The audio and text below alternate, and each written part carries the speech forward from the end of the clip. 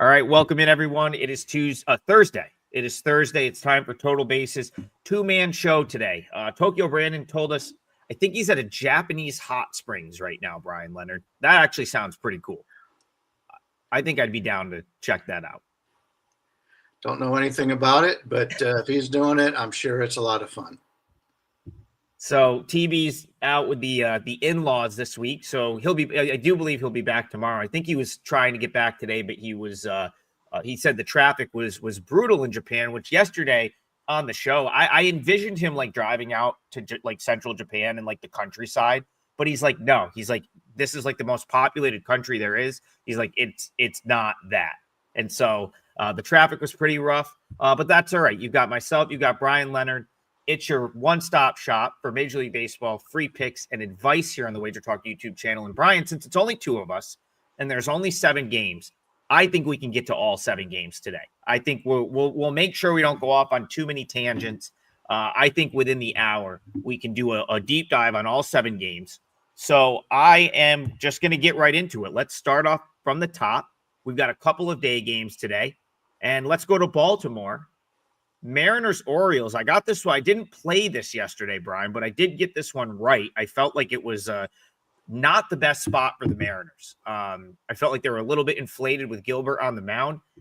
The Orioles tend to hit right-handed pitching, and they tend to hit better at home, and they ended up finding a way to win that game. Almost find a way to choke it away, but in the end, found a way to win. They're up against another right-handed pitcher in Logan Evans today, but to me, not as good of a setup for them. So how are you seeing this one? Mariners, Orioles. It's the first day game on the board today. Yeah, as you can tell by my background, I'm visiting. I'm out of town today, so I'm using my laptop, and I haven't used my laptop in a long time because I don't travel much because I don't have any need to. But a lot of the things that I have at home, I don't have now. So we're going to find that I'm going to be very slow on moving things around. Number one, because of the situation where I'm on the laptop. Number two is I don't have the same internet speed and other things that I have at home. So I want everybody to bear with me here. And we're looking at the live odds here for the baseball, and we'll check that out. We're looking at what game do you want to talk about? The Luzardo game? So just we'll to keep it just very easier for you too. We're just going to go right in order. So we'll start at the top and go right down the list. So Mariners Orioles we'll start with first game on the board. So you're looking at time wise as opposed to the spread or the money. Yeah. Sorry, yeah, that's my bad. I'm going to go in time order. Yeah. Okay. Sorry. We got Evans going against Sagano. And let's check that out here where you got the current lines. Basically, looking at Evans about a 125 favorite, total of 10, slightly to the under. Two guys that, for the most part, I've been looking to fade, although if memory serves me correctly, the last time they each pitched, they did pretty well.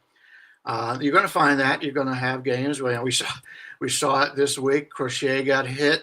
A lot of guys that were good get hit. Williams, I had Miami yesterday, and I love the Miami situation. Williams threw 126 pitches the game before, had a chance for the no-hitter, and, you and I, we ended up both on, I didn't know, but we ended up both with big plays on Miami yesterday because we've seen that situation before. And when somebody is that close to a no-hitter and they throw that many more pitches than they normally do, chances are they're not going to have it next time out, and that's what we saw out of Williams yesterday. Logan Evans, we're looking at his numbers on the season, 4.36 ERA, 1.39 whip.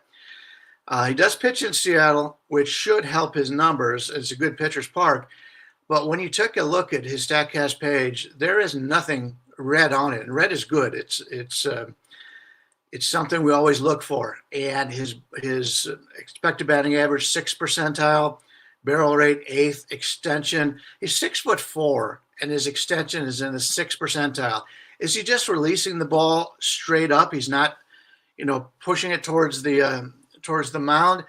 I think in the offseason they're going to have to take a look at that because that's his biggest advantage. If you are 6'4" or higher, your extension should be great because you should finish closer to the mound.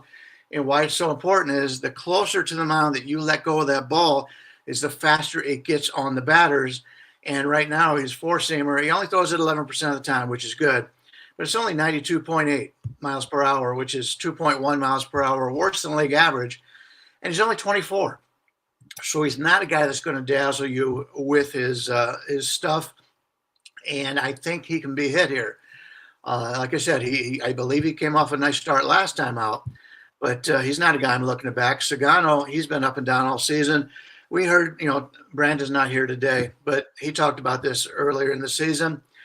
He's a journeyman, 35 years old. So he came over here late, 4.24 ERA, 1.31 whip.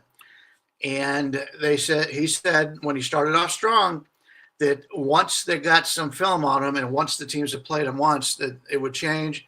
And it has. Last time he pitched well, but he's very good in his walk rate, 83rd percentile, but that's really the only thing he does well. Hard hit weight, 63, better than league average, but he's got an expected ERA in the 5th percentile, expected batting average 3rd, whiff 6th, strikeout rate 5, and a 9th in barrel. So when I'm looking at these two pitchers, I'm thinking, well, I think the hitters can have some success here. We're looking at 10 on the total. That's a little bit higher than what the Baltimore totals are. So it has moved a little bit because of that. But if I was to play this game, I would play it over. But luckily, we don't have to play anything. So at this point, I'm sitting it out. But my first thought process is to play the over. Yeah, I don't disagree with that. I don't care for either of these pitchers. I've been vocal about that on this show. Looking for spots to play against Evans and looking for spots to play against Sugano. Now, today, Brian, I'm almost willing to look at I do see edges here for the Mariners. And what I'm going to do is just look at the starting pitching, which you've just sort of broken down, and say, you know what? I hope that I think they can equal out, right? Like I think Evans and Sugano here can be a wash.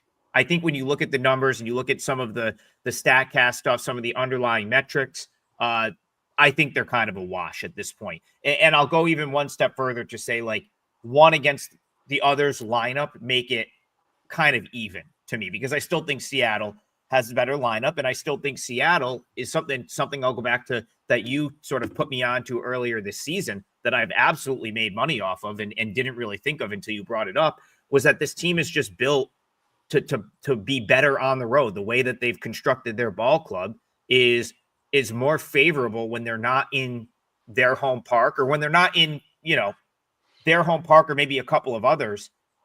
They're a much more favorable, like they rely on the home run ball to generate offense. And so when you'd rather have a team like the Mariners at Camden Yards than at T-Mobile Park. The ball, it's just a more hitter-friendly park. The ball gets out easier. So the Mariners that's a plus for me for them. Where they have the huge edge in this game, Brian, is the bullpen. That's where I think they win this game. Because right now, the Orioles bullpen, well, right now, if you're just looking at full season numbers, they're bottom 5 in the league. This is not a good bullpen.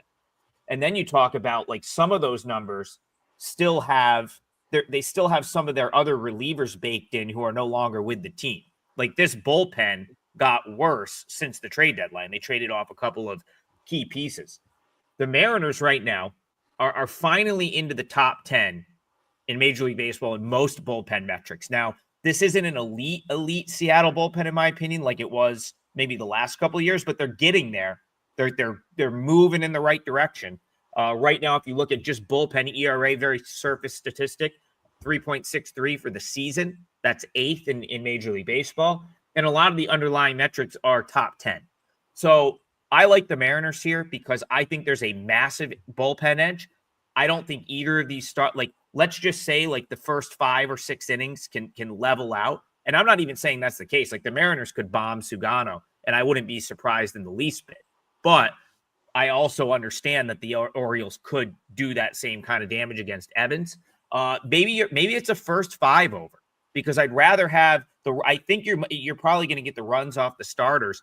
If the Mariners can take a lead into the later innings, I think they're going to lock it down. And if they're behind in the later innings, I think they're going to find a way to score, kind of like they did yesterday. And the Orioles were fortunate enough to walk that game off. So I do like the Mariners here, in spite of Logan Evans, who I haven't liked this year. I still think I'm pretty comfortable with the Mariners play in Yeah. this game. You touched on, and I believe I spoke about this in the first week we had the show, so a lot of people have joined since that point.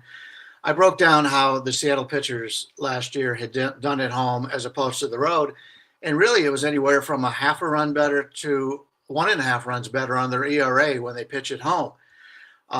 Because this is not a very good hitter's ballpark. There's some spots where the sun comes in, and there's a, they were talking about the batter's eye in Seattle.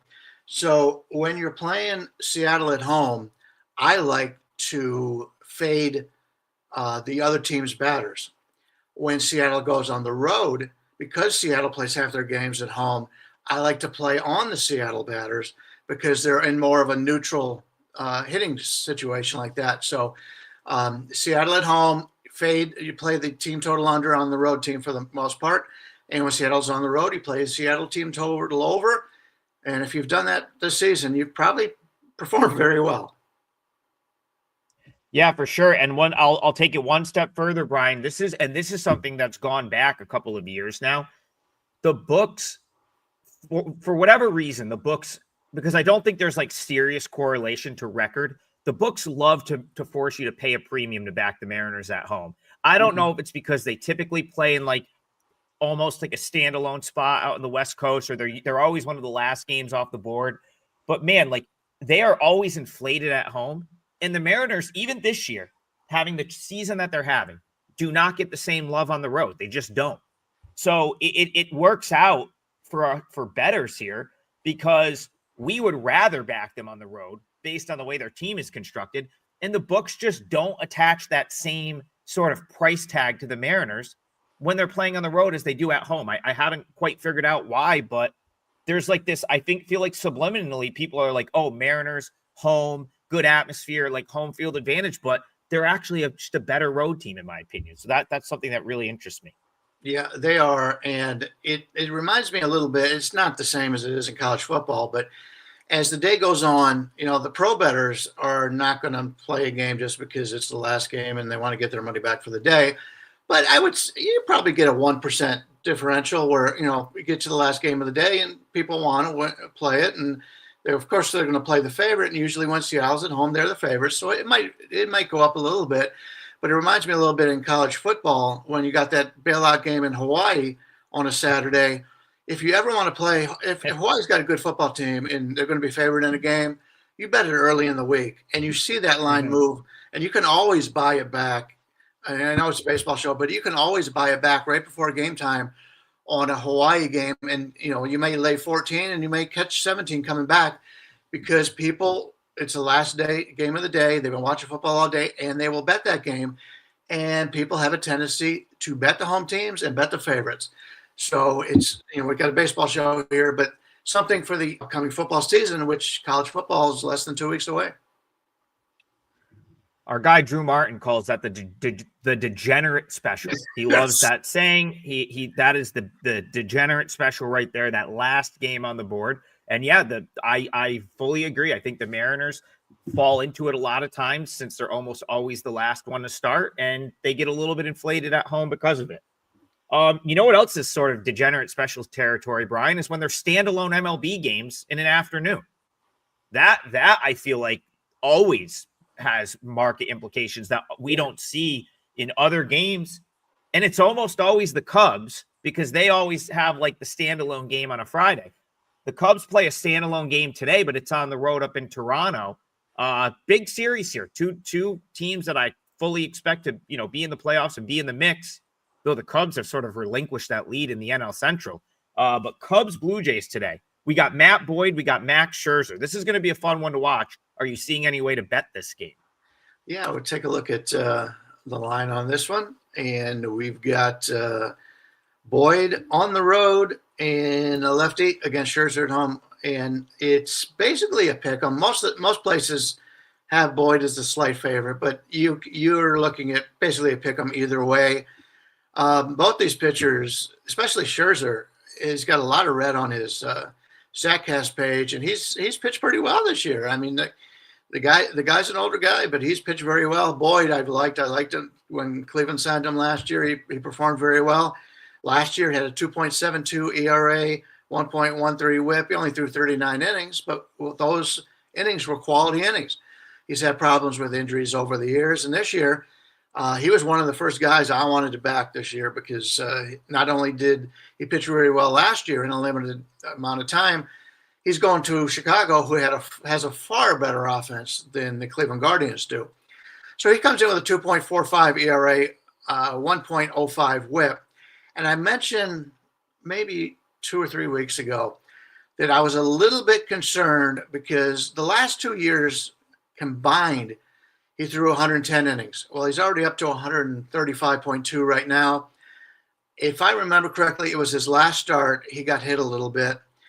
So there will be some regression, I believe, on Matthew Boyd. If your body's just not used to throwing those kind of innings and you've had surgery and you come back, it's going to take, there's a lot of quality baseball players out there in the last few years that have talked about that. So I like Matthew Boyd, but I think the time of getting value on him may have ended. His walk rate is really strong, 91st percentile, hard hit rate 75th, exit velocity 72nd, chase 69. He doesn't have that major whiff percentage. He's in the 31st percentile in that. Fastball velocity 30th. He does throw his four-seamer 46% of the time, and he's basically league average for a left-hander at 93.3, just slightly over, 2% or 0.2%. better than a league average, but he throws a change 23%, slider 16%, curve 12%, and he throws a sinker once in a while at 4%. So unlike some guys that are out there that only have 3 or 4 pitches, he's got 4 solid pitches, and he also had a sinker once in a while. And he's playing a team in Toronto that obviously plays in the American League. I don't remember offhand if he faced Cleveland last year, or excuse me, he was on Cleveland if he faced Toronto last year. But this is a guy that they don't see very often. He may have a little bit of success here. Scherzer, everybody sees. He's been around forever. He's 41 years old. He's in his 18th season, and he's been pretty good consistently. If he could just stay healthy, his future looks bright when it comes to the Hall of Fame. He's still got 218 wins, 114 losses. He's got like a 65% win percentage in Major League Baseball. I think he's on his way to the Hall of Fame. 3.18 ERA, 1.08 in his career. This year, not bad. 4.21 ERA, but he was hurt earlier and pitched a little bit hurt. He's one of those Bulldogs that doesn't want to come out of the game, regardless for anything. And there's been many of those situations in the past where he's had problems being pulled. He's a guy everybody wants on the team, but if he's not pitching well, that is a concern for the manager because you don't want to upset him. But still, you've got to win the games. That's a manager's job. So he's done very well, and he comes in here with some really nice red on his StatCast page. 87th average exit velocity, 86th percentile walk rate, 85th hard hit, and his strikeout 76th percentile.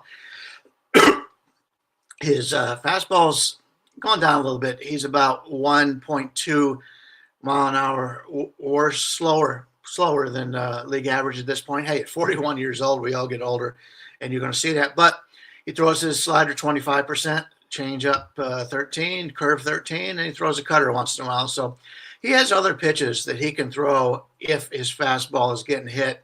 You always like that. You'd hate to have a guy that throws a fastball, the majority of the time, and it's not a good fastball. But his ground ball percentage in the first percentile. Now, Toronto's pretty good hitting environment, more centralized in the middle. But when you got the hitters that Toronto has and the way that they've been hitting this year, that's good. And if they're hitting that well, chances are the opposition is hitting that well. So it's a good hitter's park this year. So his ground ball rate in the first percentile could come back and haunt him here. He could give up some home runs to a very good hitting Chicago team. So that is always a concern. And as I mentioned, the line's basically a pick 'em here. I like both the pitchers. I'm looking to fade Boyd a little bit more. If you're looking at the last 14 days, last 30 days, Toronto has really knocked the hell out of the ball. So I kind of lean with Toronto here. I think the line's pretty cheap. The way Chicago's played in the last month, the way Toronto's played in the last month, I kind of like Toronto here. It's a limited card today, so there's going to be less games to stand out. But if I had to play this, I would play Toronto with Scherzer. Yeah, I really struggled to find any sort of edge in this game, so I want to get to all 7 games, so I'm just going to throw 2 sort of tidbits out, and then we'll move on because I really have no pick here. But Have Cash in the chat says took a little Cubs, not a fan of Boyd on the road. Yeah, like I mean, if you look at his road numbers, they're solid. Like if you were to just take it out of context and say, hey, this is Boyd on the road. That being said, if you're looking at the splits, like they are worse than his numbers at home. He's been borderline unhittable at Wrigley. On the road, his batting average against is 60 points higher. And, his ERA is 3.15 as opposed to 1.75 at home. So again, his numbers are still very solid on the road. If you're just looking at like, okay, these are his numbers, ERA around 3 and but they are worse than his numbers at home. So it's a good point. Only other thing I want to point out here, I do believe we'll see the major league debut of Owen Casey today. Finally, yes. He's a guy that like most other organizations would have already sort of pushed up to the bigs, but it's the Cubs. There's a lot of good outfielders on the roster, and he's a guy that like he's been super consistent his whole time at AAA, but he never had that like week or 2 weeks where he hits 5 home runs in 7 games, and it's like. He almost is just like, then you have fans that think they're GMs and they're like, call him up, right? Like he's just been super consistent. Pulled up his numbers this year. Again, you don't hear about him very often, but he really doesn't have many lulls. 955 OPS in the minors this year. That's awesome. Having a great season. And he's a guy that I thought would have made it up last year at some point. But again, it's the Cubs. He just hadn't. I think it was Amaya that went down last night with an injury. So he's going to get called up, and he is from Ontario. So you can rest assured he will be in the lineup in the series finale. Probably a bunch of friends and family in attendance. He's having he is, Bryan, a boost to the Cubs lineup. Like Casey over Amaya right now, that's a plus in my opinion. So glad to see him finally get called up. And again, I actually view that as a bump up for the Cubs lineup. So take that for what you want to take it for. Again, no play here for me, but that's I think a big takeaway. Cubs getting one of their top slugging prospects up and making his major league debut this afternoon. Yeah. All right. I just want to touch on that a little bit. Yeah. I'll be brief. A lot of teams wanted him during the trade deadline, and the Cubs refused to put him in any package. He's got tremendous power, but a lot of swing and miss. And that is my concern with him, because the pitching in the minors is not that great. And it's a big step from going, AA, AAA to the majors. He's going to be a guy who's going to swing and miss. I would say his first time up, he's probably going to be in the 40% strikeout range. So there is going to be a lot. If he hits it, it's going to be hit hard and it's going to be hit far, but it's going to take him a while to get that timing down. And so just don't jump on him just because he's up there. He'll be a solid player for them. But like we've seen out of 90%, at least 80% of the players that have come up this year in Major League Baseball, their first trip up, unless you're the second baseman for the Minnesota Twins or the guy from Miami. But there's a lot of guys that have struggled and they got to go back down and then they come back up again. And every time they come back up again, they get better. And that's the way it should be. And that's when they start playing every day in Major League Baseball. So I like his future. I like the Cubs' future because of him. But I don't think that's really much of an advantage for probably the first week or so in Major League Baseball. Yeah, that guy from Miami is Jacob Marcy. And if you watch this show, we talked about him well before he came up. I think I pointed out his call-up being a big deal. And he has had as good of a start to an MLB career as just about anyone ever. Now, I don't know how sustainable it is for him, even as good of a player as he is, but hey, that was something to watch last night. All his friends and family there at the game. That was pretty cool. I believe he's from Dearborn, Michigan, Bryan. So it's the they interviewed his mom on the Marlins broadcast last night, and they said like this was the closest big league park. I'm sure it's like, Detroit, but maybe they don't play at Detroit this year. So I think she was saying like this was the closest big league park. He had a serious fan section there, probably like 100 friends and family, and he strolls up and just goes like 5 for 5 or something. That was awesome. 5 for 5, 2 home runs, I believe. We didn't talk yesterday. You were traveling, yet we both ended up on the Marlins, both for a lot of the similar reasons. Double Jack's Wild says great 5-star pick last night. Yes, I had Marlins for a 5%er. It offset a bad call on the Giants, but we'll take it. Not going to complain. Let's go to that series again today. Your Cleveland Guardians have been playing some good ball. I'll give them a pass last night. That was always going to be a tough spot for Gavin Williams. One of my takeaways, though, Bryan, was the ball flying out of that field last night. It looked like I thought I was watching Coors Field for a second. Xavier Edwards, of all people, put one 20 rows up. Was the ball jumping there last night? Does that happen sometimes? It seems to be. Yeah, if in hot weather in Cleveland, and believe me, I've been here. I'm not used to the humidity, but it's going to be rough today. You're getting the same weather as me today. It's going to be rough today. I got to mow my lawn. I'm not looking forward to it. Yeah, and we've got a total of 7.5 in this one with Cabrera and Bibee. Bibby's favorite about 130 favorite or whatever. Normally I would be on Cabrera here. I've been looking to fade Taylor Bibee, but Cabrera's playing great, and we've been on him. And we were one of the first to talk about his control issues that have been there, and they're not there this year. The last 2 years, his WHIP was in 2023 1.44, last year 1.37, this year 1.13, and we've always seen that he's got great stuff. But if you walk people, you're just really hurting yourself. This year it's different. 3.08 ERA, 1.13 WHIP. In the red on his Statcast page, fastball velocity 86th percentile, and his ground ball rate 78th percentile. Chase rate, whiff rate, and strike rate all about 75th percentile. And what I really like about him is he's got that four-seamer at 96.8 miles per hour, which is about 2 miles an hour better than Major League Baseball. But that's only his 5th pitch that he throws. So as good as his four-seamer is, he only throws it 13% of the time. He's got a change, a curve, a sinker, and a slider, all between 13% and 24%. That is really tough, because if you take a look at some of his average miles an hour, his four-seamer is at 96.8, slider 88.5, sinker 96.6, curve 83.7, change 93.9.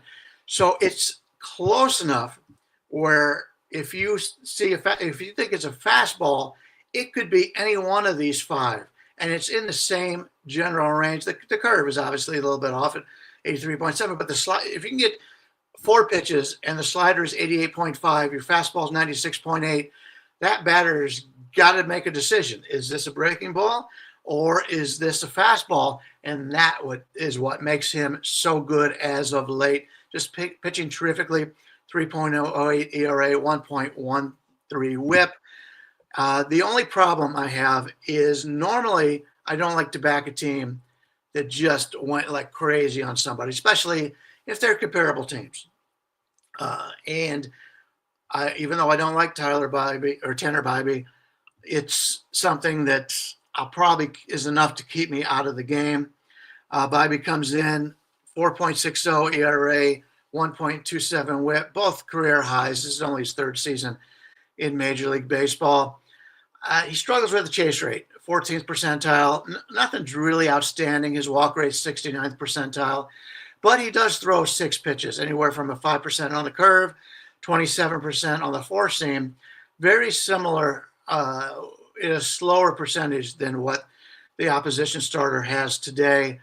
He's just been very inconsistent this year. The strikeout rate right now is in the 45th percentile. He just hasn't had it this year. They're going to obviously he was very successful the first 2 years. I think in the offseason they'll work with him and he'll probably be back where he was. But he's somebody that I watch every game for this team, and I just have not seen the same Tanner Bybee as the past. So if you look, Miami's going to be the better team here with the better starter, but as much as they dominated that game yesterday, I don't usually like to back that team again when they're playing a team of equal strength. And Cleveland and Miami are both good teams. I don't think either one's a playoff team, but they're both on the fringes, so that's going to be enough to leave me out. Now, you mentioned the 7.5, or I mentioned the 7.5 on the total, and you mentioned that the weather is very similar. I don't have my weather app on my computer here, so maybe the wind is blowing in. That seems to me that would be the case. We're looking at a game in which it's going to be a getaway day. And if you follow getaway days, Thursday and Sunday, you're probably better off betting unders. So I'm going to lay off of that one. But I think Cabrera will shut down Cleveland. And because it's a getaway game, maybe play Cleveland first 5 team total under, something to that effect. Yeah, I mean, I don't know. It looks like the wind is like 9 miles an hour. I don't know if that's significant or not. I don't know where it's blowing. And again, it could have also just been Gavin Williams serving up because here's the thing. It's not like the Guardians hit many, but the only ball that the 3-run homer for the Guardians yesterday was just a total mistake by Ramirez and Perez, just being kind of inexperienced, throwing us he was sitting on a slider in that spot. And it was so painfully obvious that Agustin Ramirez didn't want to call a fastball that basically any slider in the zone, Arias was just sitting on it. The broadcast even was young catcher right there. He's going to have to learn that he can't call that pitch in that spot. And that was on Agustin Ramirez, who's still pretty inexperienced at catching at the big league level. So it might have just been the Marlins just doing what they do when they get hot, and that's hitting balls hard everywhere. Xavier Edwards just doesn't really hit balls like that. So when that one landed 20 rows up on the first pitch of the game, I was like, oh my God. And then of course, Marcy put one out. But yeah, Edward Cabrera, it has to be Marlins or pass for me. I got my money with the Marlins last night as a dog. I don't know if I'm going to feel the need to poke the bear again with them on the road.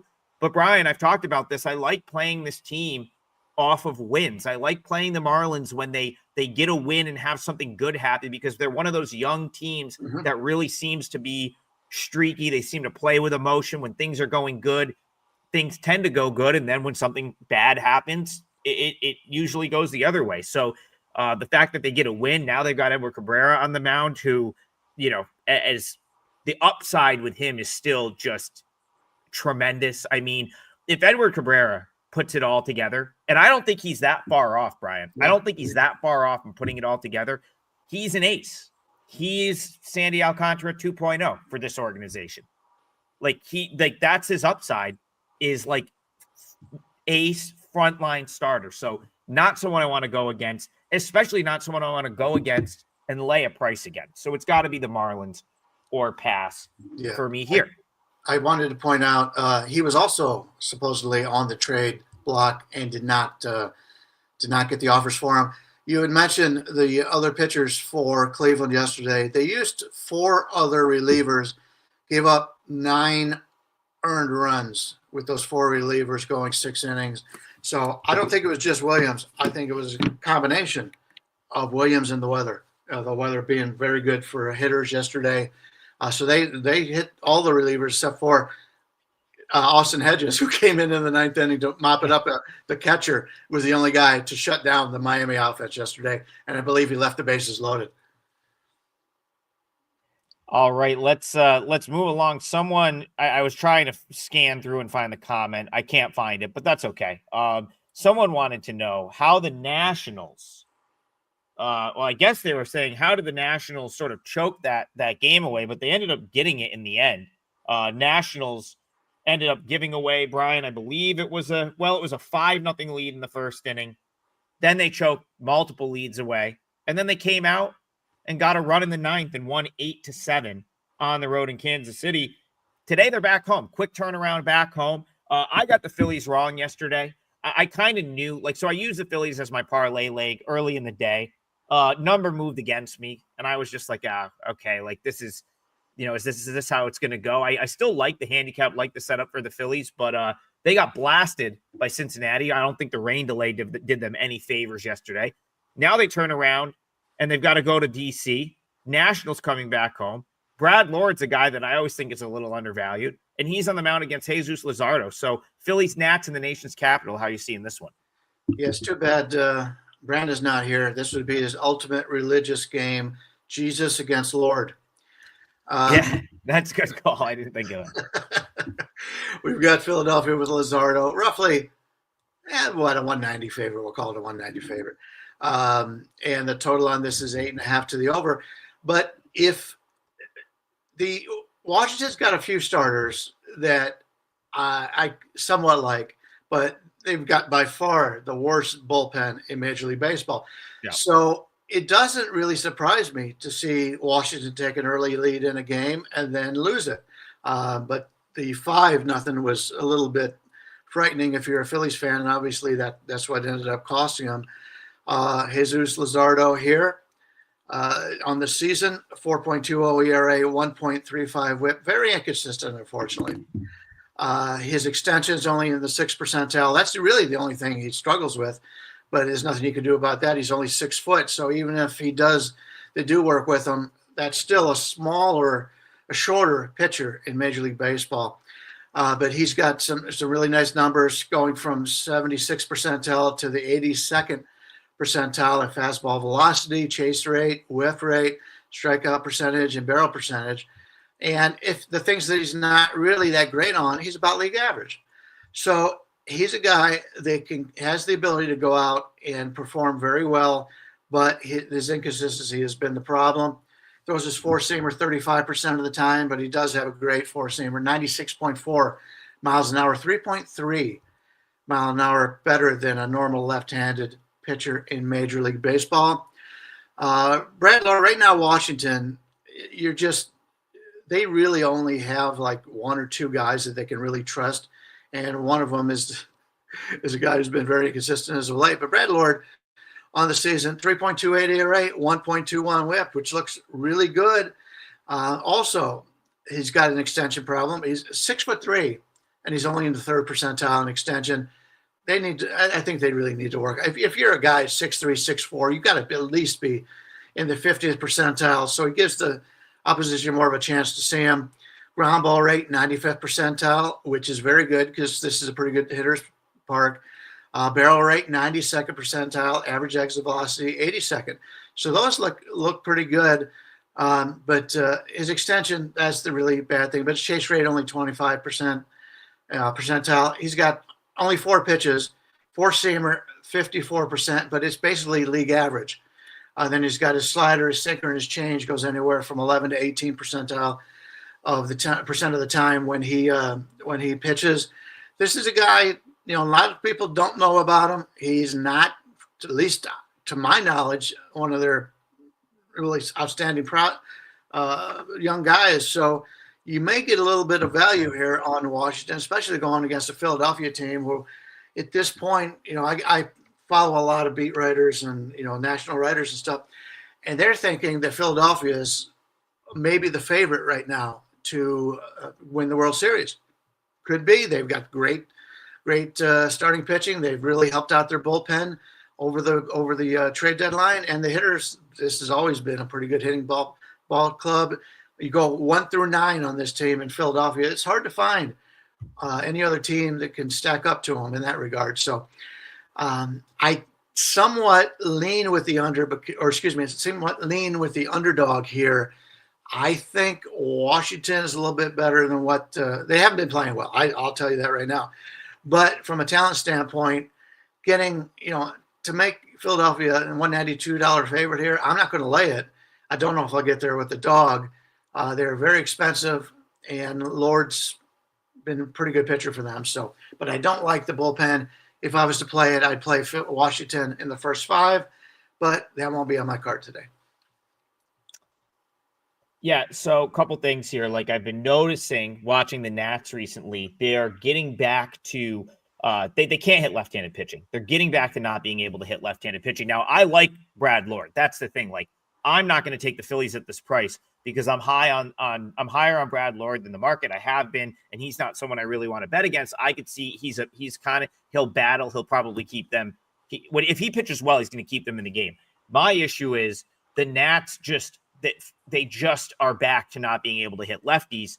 I mean, Bryan, Paul DeJong is batting 3rd for them when they play left-handed pitching. That's how bad this lineup is against lefties. And all those guys that I said, okay, well, they're making some moves to be a little bit more balanced. None of them have panned out. Brady House currently has an OPS of 590. Jacob Young is still getting playing time, and he'll be in the lineup against left-handed pitching. His OPS is 555. Dylan Cruz, who was one guy that would help them out a little bit against lefties, he's back down at AAA because he's got to figure some stuff out. So this lineup is ugly against left-handed pitching because all the guys that you expect to produce. Colin Gregory says, did I hear Cruz is back today? Maybe. I mean, I've been watching him play all week. I bet both of those Syracuse-Rochester games. I mean, maybe. If he's back, he'll be in the lineup. How big of a boost is that? I don't know. He hasn't done anything at the big league level, really. He struggled big time. So, yeah, maybe you get him back. Maybe you throw him out there. But still, I mean, then, it just has not been a good lineup against left-handed pitching at all. Because the guys that you rely on in this lineup, the Abrams, Woods, Lowe, Garcia, they're all better against right-handed pitching. So even though Luzardo can be a little bit inconsistent, I don't want to poke that bear because we know if he's on, he can be really tough, right? Like if Luzardo's on, he can be tough. And this is not a great, if he's on, let's say Luzardo comes out and he's got similar stuff to he did last time or similar stuff to what he did 2 starts or 3 starts ago against the White Sox. Nats aren't touching anything. They'll get shut out here. So maybe you got a team total under on the Nats because the Phillies have all their good bullpen arms as well. I can't see them putting up a big number against Luzardo. And then if it is a close game and you have to face Duran and some of the top bullpen arms, I don't think you're getting much output from the Nats here. So that'll be how I look in this one. Nats team total under, whatever it is. I don't have it in front of me, but whatever it is, it's fine. All right. Let's continue along, Bryan. We'll lock in the parlay. Someone's like, where's the parlay? We'll do it at the end of the show. We're going to do all the games, so we might as well just lock in the parlay at the end of the show. Let's move on to Queens. Braves, Mets. The Mets had their we don't have time to go off on a tangent. I don't know that Pete Alonso deserved a parade for becoming the all-time home run leader in Mets history. That's nice. It's like, maybe you bring it up on the broadcast, give him let him wave to the crowd. They're acting like he's Hank Aaron, Bryan. They're acting like he's Hank Aaron, like he just broke some big record.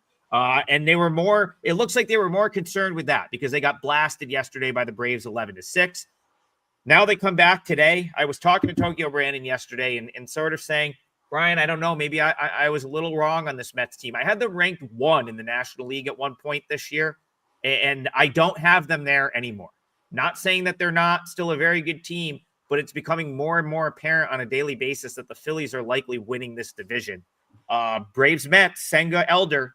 I don't like Bryce Elder. I won't be betting him. But do you have any interest in the Mets here? Yeah, 2 teams struggling, although the Braves bats have come alive as of late. I understand why Atlanta's playing poorly. There's really no reason why the Mets should be playing this poorly. With the talent they have on this team, they went out and strengthened what was already a pretty good bullpen. Now they've got one of the best, if not the best, bullpens in Major League Baseball. Senga started the year, well, he came off an injury. He started the year very well, but he's regressed as of late. So I don't want to back New York. They're basically about a 185, 190 favorite here. Total is 9 under. I don't want to back the Mets because of that. Senga struggled a little bit right now, not playing well. 9 to the under is the total. And I think, and you mentioned it with Atlanta, Elder's, he could very well be the worst pitcher in Major League Baseball. We've talked about it in the past. I'll just give you there's 4 numbers that make pitching value for StatCast. Pitching run value, first percentile. Fastball run value, second percentile. Off-speed run value, first percentile. His best is his breaking run value at 44th percentile. He only throws 4 pitches, and none of them are really fast. His four-seamer's at 92.2, and he just doesn't have it. And I don't, it tells you how deep and how many injuries have happened to Atlanta this year. They have to continuously throw him out there. He's not a good pitcher, and they're going to give up some runs to this Mets offense. I don't care how bad the Mets are playing right now. They should be able to hit him. But Sango's very similar. It was great earlier, but I do have some concerns. If you take a look at his StatCast page, not really excellent in anything. He's from 69th percentile to the 78th percentile. His whiff percentage, ground ball rate, average exit velocity, and expected batting average, none of that really adds up to a 2.30 ERA. So we've got a guy here in New York. I'm looking is obviously going to have some negative regression going against an Atlanta team who's got probably the worst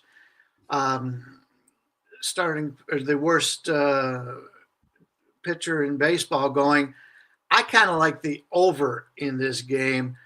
You're only looking at, there's a couple 8.5s over 20, 25, and some 9s under 20. If you can get an 8.5 here and lay 20, minus 30 or less, I think that's the way to play this.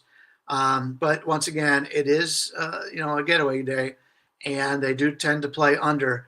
So that is a concern here. So I lean that way, but I'm probably not going to get there. Yeah, I mean, I know the number is what it is. I see a considerable edge on the Mets here. I know I keep saying, I keep coming back to this team, and I still think it's there somewhere. I still think the Mets are going to emerge as this threat come September. I don't know if it's because I know I'm going to get to see Jonah Tong in a week or two here in Syracuse. Very excited about that. Doubt I wouldn't be surprised if he's a guy, Bryan, that this has nothing to do with this handicap, or where Steve Cohen just is F it.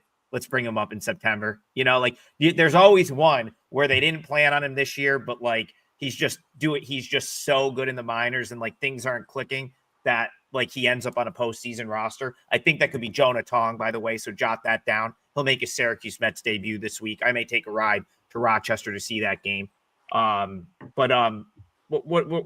I got off the topic. Oh, Bryce Elder. So this would be a great spot, Bryan, to call up Didier Fuentes to make his Major League debut. But you know why that's not going to happen? Because the Braves already destroyed him. He's back. He's actually throwing the ball well at AAA, but the Braves straight ruined this kid earlier this year for no reason, for absolutely no reason. So now we're still stuck with Bryce Elder at the big league level. That whole front office should be escorted out. Fill your box, take your stuff, and we'll see you later. That's who they need to. The Braves need to get rid of all the people making decisions. They don't need to get rid of Acuna, Olsen. They have good players. It's just been terrible decision after terrible decision pretty much since they won the World Series. And now they're left with Bryce Elder every 5th day. And I think you're going to get what you deserve to get if Bryce Elder's still in your starting rotation. And I think that's a loss. So the Mets, again, you don't really need me to go that far into it. They're a far better team. That's obvious. And I think Senga, even with his struggles, gives you considerable edge over the Braves. And then the Mets still have an elite bullpen that, didn't use anyone yesterday. So they should theoretically have the good arms stacked up. It should give them a big advantage. I really will be surprised if the Mets lose this game, but the Mets have surprised me with how bad they've been of late. That being said, this just feels like a spot they can't mess up. Cue up the Braves 7-4 win, but this really does feel like a spot that the Mets can't mess up. And unfortunately, I'm on record saying that now. So we'll see. That might be the parlay leg, though. We've got 2 games to talk about. We'll go quick on these last 2, and then we'll get but we're going to finish the show. We got about 10 minutes left. It's okay if we run a minute or 2 over. I want to get to the last 2 games, then we'll lock in. Tigers, they're hitting the road tonight. Someone in the chat said nice call on the Twins yesterday, Adam. Yeah, that was one of the free plays that did get there. Should have put that in the parlay. Wouldn't have ruined it. But Joe Ryan pitches well. Twins salvage the finale, and their reward for that is to head home and get Tariq Skubal.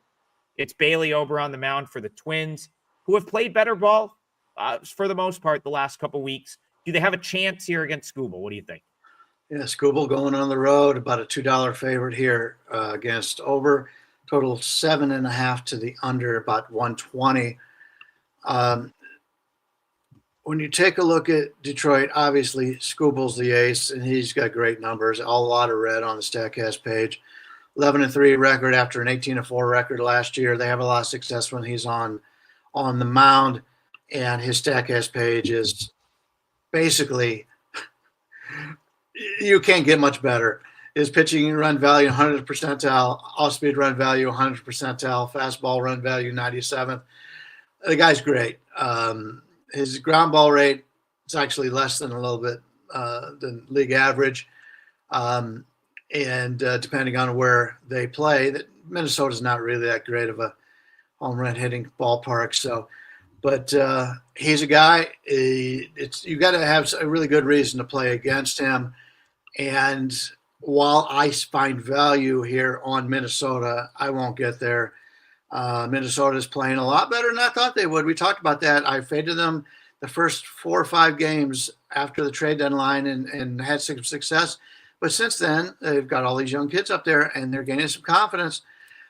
Bailey Ober, a guy that is so inconsistent. Last year, he won 12 games with a 3.98 ERA. The year before, 3.43 ERA. Looked really good. Excellent whips at 1.00 and 1.07. Not so much this year. It's come back to haunt him a little bit. 5.16 ERA, 1.38 whip. Excellent extension. 6'9" will do that to you. 98th percentile. Walk rate 92nd. Chase rate 93. Those are very good. Fastball velocity 7th percentile. Barrel rate 12th. Ground ball rate 5th. Obviously, Detroit's got the much better pitcher. Do you want to lay $2 on the road with a Detroit team who's really going to have to fight off some of these teams in this division? Cleveland's playing well. Kansas City's playing better. I'm not going to do it. I'm going to pass on this one. But this last game we've got coming up will be my part of the parlay, and we'll get to that in just a minute. So, it's tough. I like to try to put myself in the mind of the manager and what they're going to do. But, unfortunately right now, it's the front office is managing this Twins team. Because if it was about trying to compete, even with the roster that you have right now, Mick Abel wouldn't be down at AAA. Taj Bradley wouldn't be. These would be the guys starting major league games for the Twins. It makes no sense. Other than the fact that, it just makes no sense. Why are you having, Travis Adams and Thomas Hatch split a bullpen game when you could have Mick Abel starting? Or Taj Bradley, these are guys that should be in the majors starting right now. So it's very difficult to try to put myself in the shoes of the manager. What are they going to do? Because if the Twins were really trying to be competitive and trying to win, they would have Pearson Ole behind Bailey Ober here. I thought they were going to use Ole yesterday. Maybe they didn't really need him yesterday because Joe Ryan pitched deep into the game and then they had a lead. So yesterday, I thought for sure Ole was going to come in and finish that game. It was kind of his turn to pitch. But you know what? Joe Ryan threw into the 7th inning. Maybe they were okay, we can go Funderburk in a matchup, and then we'll have Topa, who's kind of our leverage guy, close it out at this point. So I think that leaves Pearson Ole to follow Bailey Ober today, and that's actually somewhat appealing, Brian. Bailey Ober, we've given him a lot of, flack on this show, if you will, but his numbers are better at home. Like, there's no question he's thrown the ball better at home. And when he gets sort of like in a little bit of a groove, he can be pretty good. And this listen, the Tigers have not hit since the All-Star break. This team has not consistently hit in a long time. And even yesterday, it took a 1-0 win where I think they got 1 run on 5 hits. They managed to win that game. I want no part of the Tigers, even with Skubal on the mound right now. I want no part of them as a $2 favorite. Didn't the Twins just generate some offense off Skubal like a week ago? I think he's facing them again in quick succession. I would run it back with the Twins. Twins plus 1.5 is like even money. I think you're going to get Pearson Ole after Bailey Ober. Pearson Ole is like the most exciting young arm they currently have on the big league roster. Don't ask me why the other ones are still in St. Paul, but they are. So I think you get Bailey Ober to Pearson Ole here. That's enough for me to say, you know what?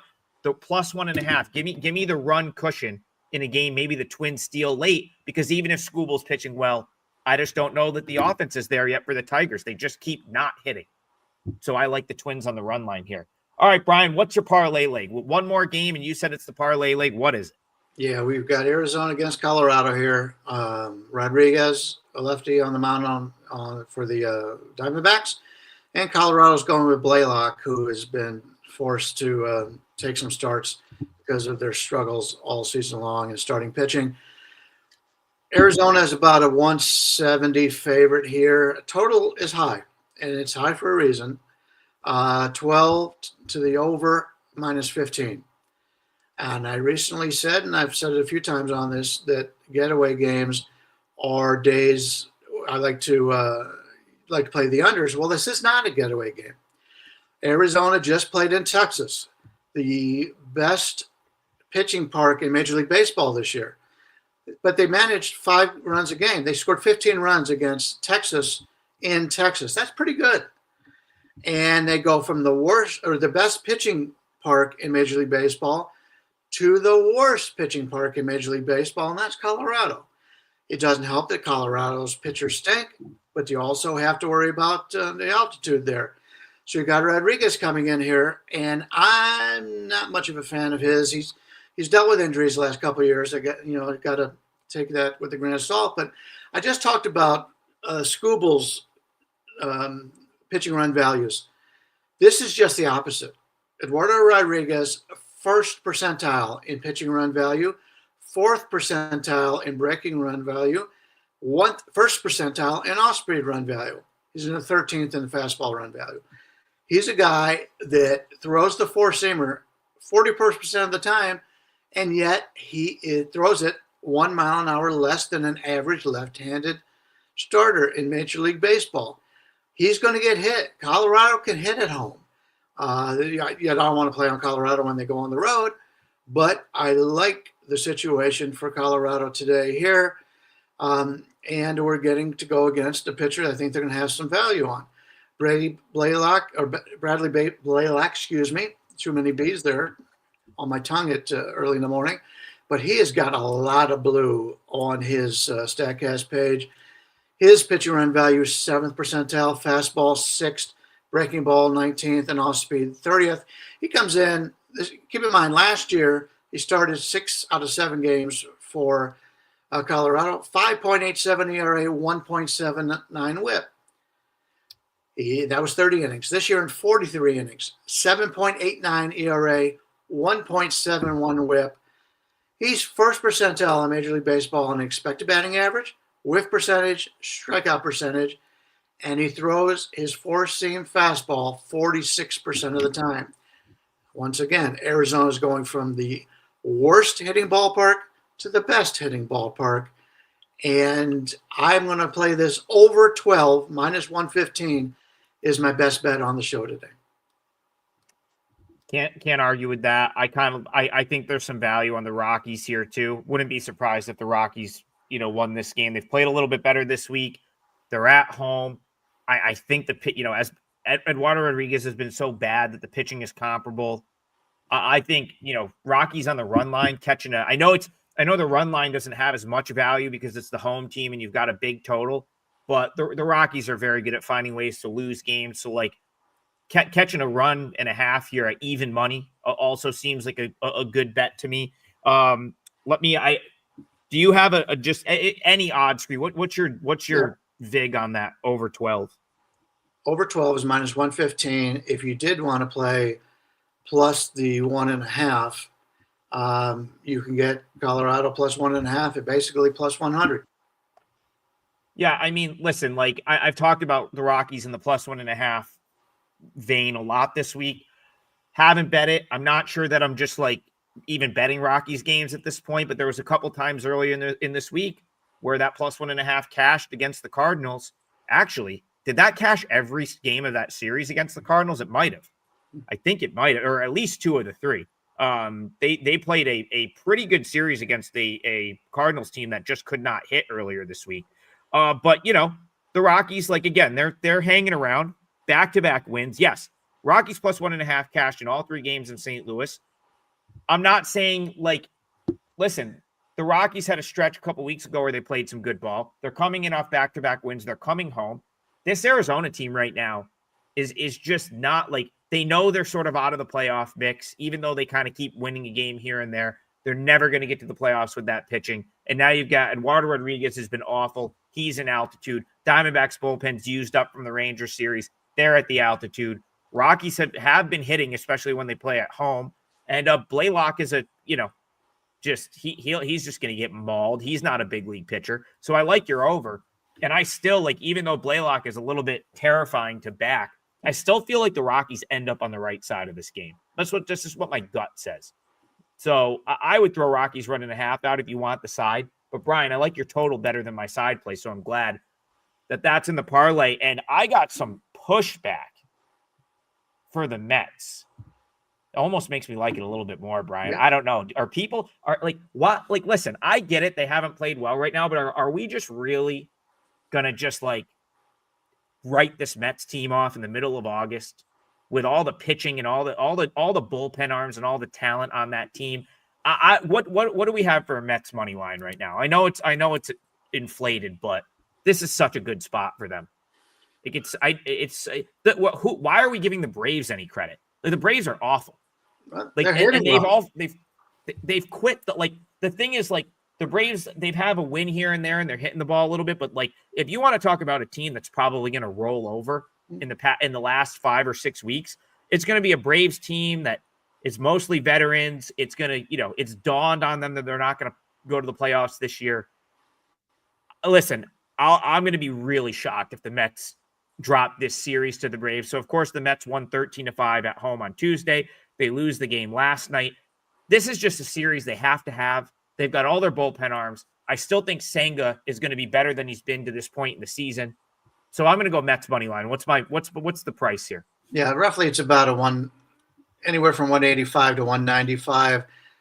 We'll call it minus 190. If I would have played it, I would have played the Mets hitting to have success.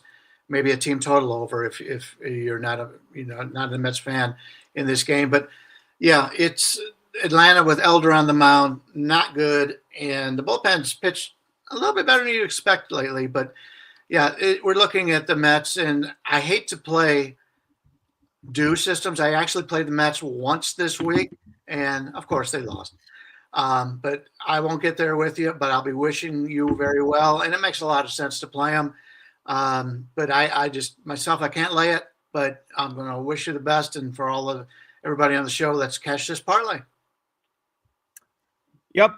Colin Gregory says Mets first 5 team total. Yeah. Listen, I don't dislike any of those Mets over options, but I do think like a significant part of my handicap on this one is the fact that I really feel like if this is a close game late, I'm getting every top reliever, no tomorrow, because I do feel like, listen, it's not even really the due theory for me, Brian, because they just won on Tuesday. I really feel like going into the series, the Mets probably went in with the mentality, we have to have this series. After choking that finale away against the Brewers and getting swept, it was, we have to take this series at home. And so, of course, yesterday gets out of hand. It's 11-5. Now you've got Senga. That's an edge in starting pitching. Now you've got Diaz. Every bullpen arm you could want is going to be ready to go.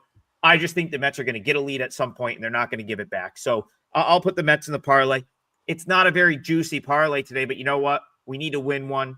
So we're going to try to just stack wins here. I'm going to go Mets money line, -190. Bryan Leonard's going D-backs, Rockies, over the total. That's over 12. Little two-teamer for Thursday, +185. But it's one I like a lot. I think we're gonna get there. And hey, we're gonna show up at 9 a.m. tomorrow morning, regardless. So you can either come back and tell me how wrong I was about the Mets, but I don't think that's going to be the case. I think they're going to win tonight.